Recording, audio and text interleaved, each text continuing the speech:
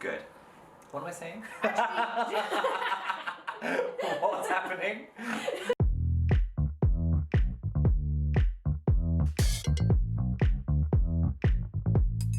Hello everyone and welcome to another episode of Someone Else's Story. Today I am joined by my very good friend and all-round excellent human being who neither looks like a camel or sounds like a donkey no matter what she says, the lovely Annie Bannister. And we are going to be talking about access in theatre.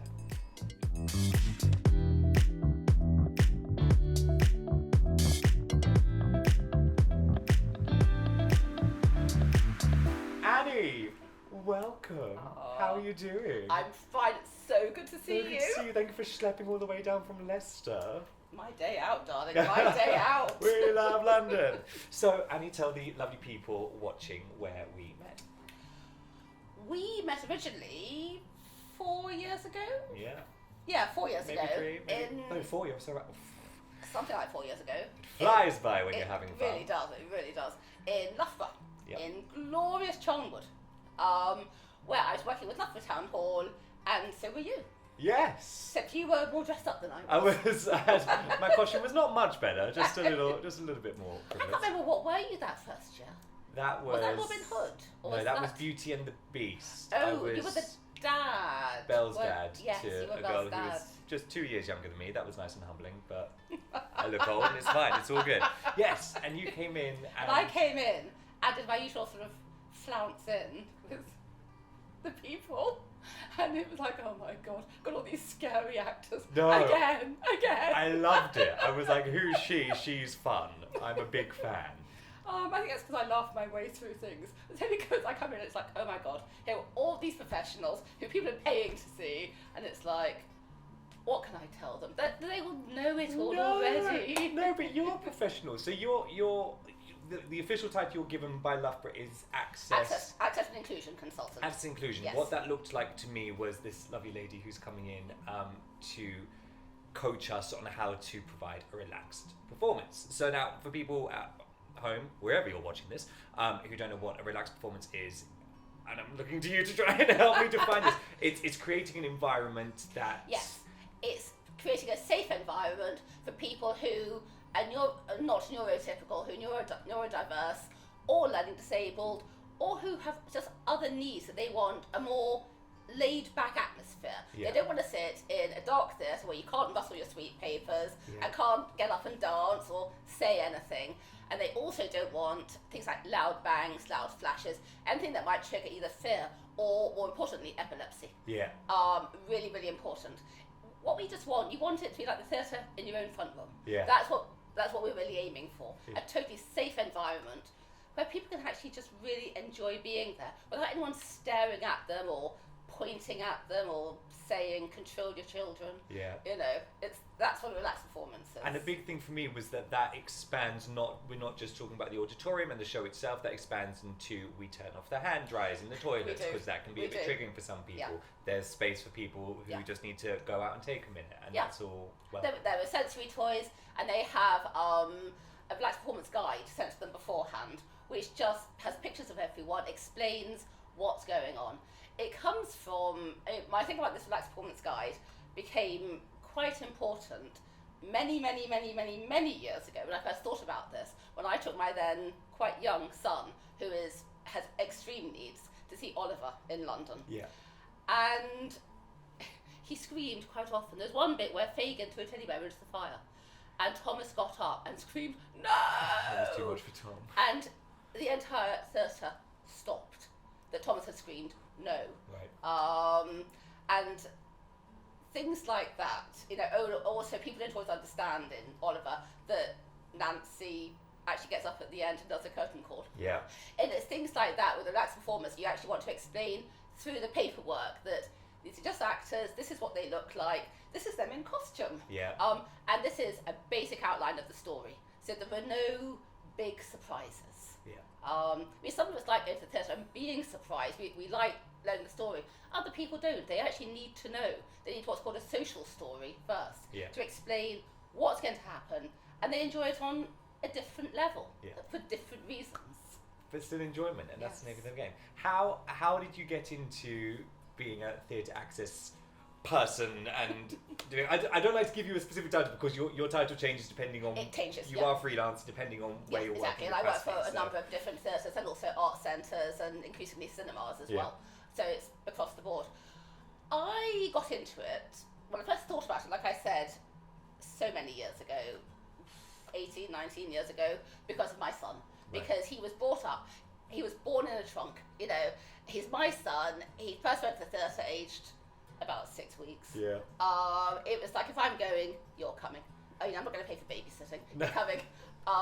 So it's always been his life, because it always was mine. I was always quite, you know, big on the local scene, doing stuff, just hanging around, just being a bit of a page. Being glorious and a supporter and giving us, you know. But it became apparent quite quickly that Tom would struggle with going to the theatre unless it was for things for very, very small children. Well, obviously there were no rules anyway. You can do what you want anyway if it's for, you know, under fives. But as he got older, his behaviour and his needs became more apparent. You know, things like at the very beginning of a pantomime, if the music, the overture crashes in, he'd be beside himself. Yeah. And we'd have to like cover him up with scarves and ear defenders and things. And it was realising what I was doing every single time I took him to the theatre to make it easier for him. I then, cut a few years forward, having done it privately myself for Tom, went to Devoted and Disgruntled session, which was being held in Leicester. And we just got talking about this. And it was like, what can we do? How can we do it? And then, lo and behold, who knew that only about 6 months after that, the first ever relaxed performance was held of The Lion King in London with National Autistic Society. We're What involved year in was that. What? No. We 2014? won't mention ages, so 2014. 2014-ish, I So think. relatively, this is all quite recent history. Yes, It's that was really about 8 different. years ago. Yeah. The first ever, in association with National Autistic Society, they did The Lion King. And it was just fabulous. Yeah. Absolutely wonderful. And the cast adored it, and the audience adored it, and the producers were incredibly brave in doing it. Yeah. And it was that phrase, an idea whose time has come. Yeah. It truly, truly was an idea whose time has gone. And I thought, what London has, Leicestershire can have as well. Absolutely, yeah. And so Birmingham Hippodrome would begin to do it with their own pantomime. Yep. I think they beat me by maybe a year, Right. maybe. The jury's out on that one. But we'll give the credit where it's due. Thank you. So I then approached my local theatre, which is Curve in Leicester, and said, right, you've got a Christmas show coming up, Red Riding Hood. Can I play with it? And because I got on really well with the chief exec of the time, who was a friend, she was, you go and play with it. And so we had Leicester's first relaxed, and then suddenly other people were wanting it as well, and then Little Wolf got on board. Little Wolf, Which is Hi where Little Wolf, which is where I we met you, met. and that's Full where you come in. circle. Yes. So Annie, you wanted to flip this around, and when we were talking about preparing for this video, Yes. and you have some questions for me. Well, I was fascinated. So, from an actor's perspective, how does a relaxed performance feel? What is it any different? How does it feel to you? It is. It is very. It's.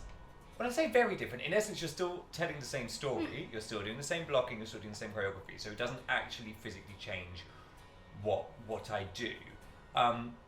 My experience of the relaxed performances in Loughborough was so wholesome and so beautiful. The one I did at Beauty and the Beast was the first relaxed performance I'd ever done.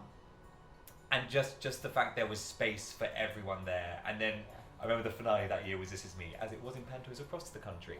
But like that song talks about, being broken, being bruised, and I was like, and I remember looking at the other cast members, we were all just in floods. And it's not about us at all, but the fact that there was space for these people to come who don't present the way that we are used to people presenting, and there was space for them to enjoy the show as they wanted to. One kid doing laps up and down, that was, and he ran the entire production. It was great, that there was space for him to do it, because that's what he felt like he needed to do to enjoy the show.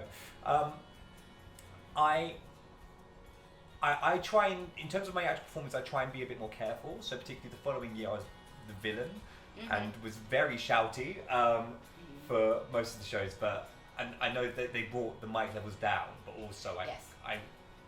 I wanted to still make it quite clear, and kind of I just kind of shifted it so he was a bit more snarly as opposed to shouty. Yeah.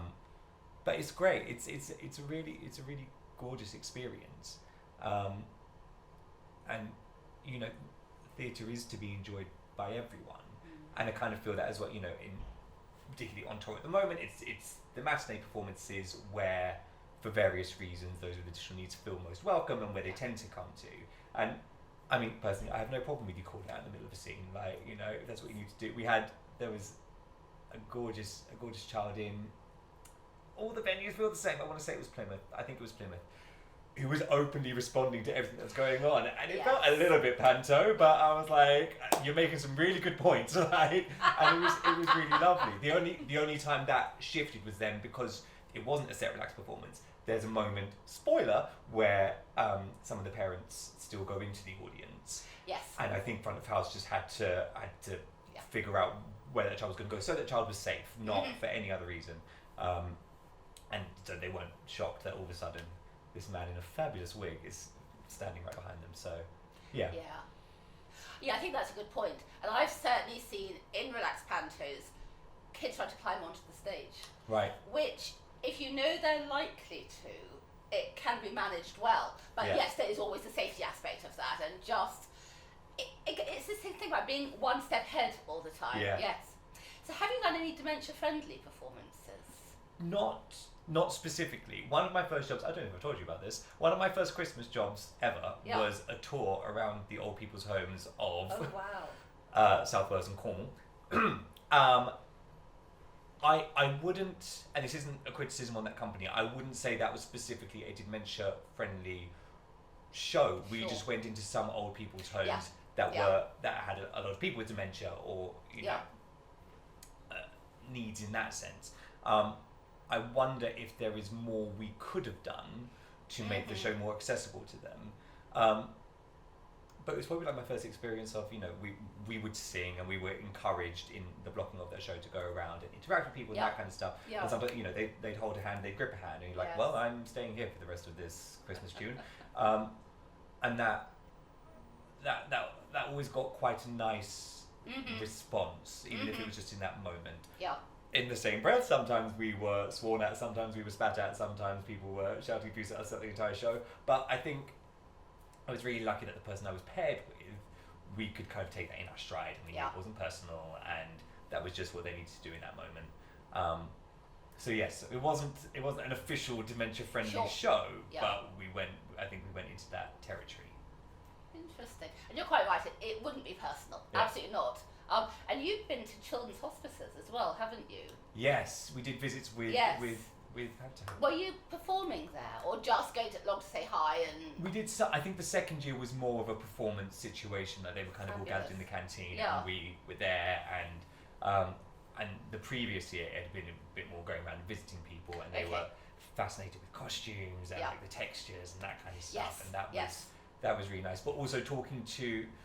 And this kind of ties in again with the relaxed performances. It also gives the parents a chance to come and enjoy those shows, not having to be preoccupied with their child all the time. And again, you know, going around and being able to kind of speak to some of the parents and just chat to them. I also want to say that the last panto I did with Little Wolf was streamed into the hospice, I think, as well. So it was nice to kind of visit before they knew what kind of they were expecting.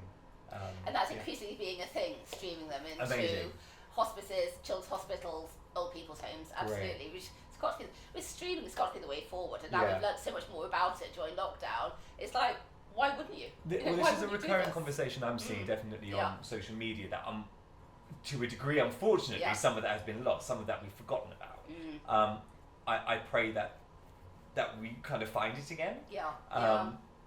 Because I thought I loved that became more accessible for more people. Absolutely. Absolutely. I know there've been a couple of instances that I've seen again on social media about people with additional needs going direct to the theatres and not getting the support back that they could really deal with. That actually leads me on to my next question. So we're going to segue straight in from from a theatre and producer point of view, we've touched on that there is some brilliant work being done with relaxed performances and that kind of thing.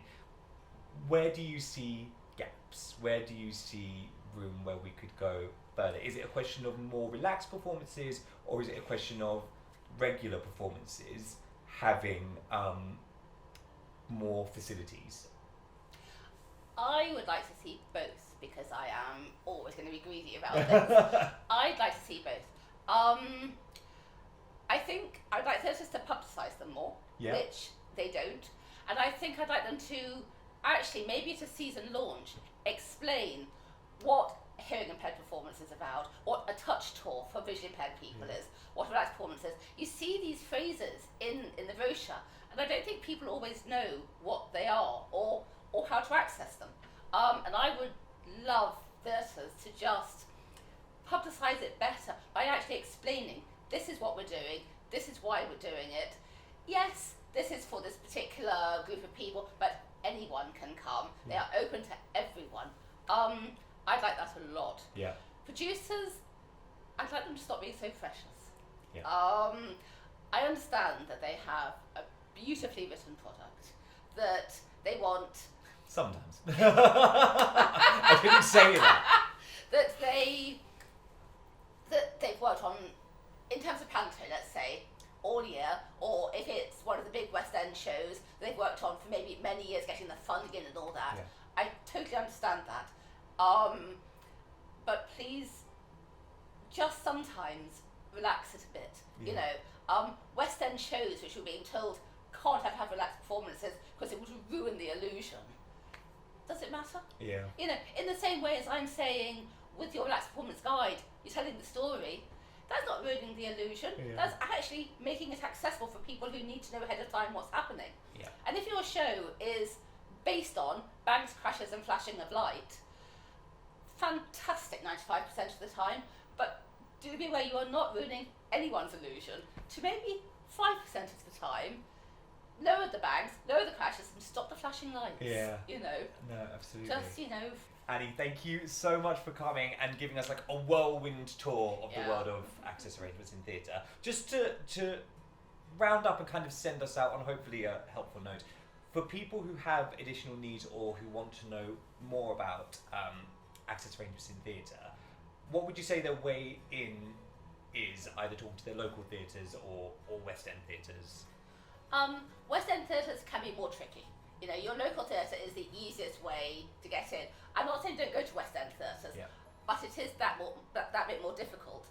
If you have what's called an access card, West End theatres will pay attention to those. Right. And I've used them in West End theatres and they are really useful. It means you can get in and out to go to the loo and stuff like that, and they'll show you where the disabled loos are. But on the whole, I would say you should go to your local theatre. Most local theatres have an access register. Some of them you have to produce DLA evidence and things like that, you know, proof of disability, others you don't. It will almost certainly get you a free carer's ticket, an essential carer's ticket, as well as the disabled person's ticket. Mainly ask for relaxed performances, ask for dementia-friendly performances, ask for visual impaired performances and touch tours. If people demand, theatres will produce. They simply will. They need to be told that there's actually a need for these things. Don't just make it about children's shows or panto. Every show can be made relaxed. It simply can. I've done it. It can be done. It just takes a bit more ingenuity. We can do it. We can do it. Annie, thank you so much again for joining us, and thank you all for watching. I hope you enjoyed it. I certainly did. Anytime with you is always a joy. And we look forward to seeing you next time for another episode of Someone Else's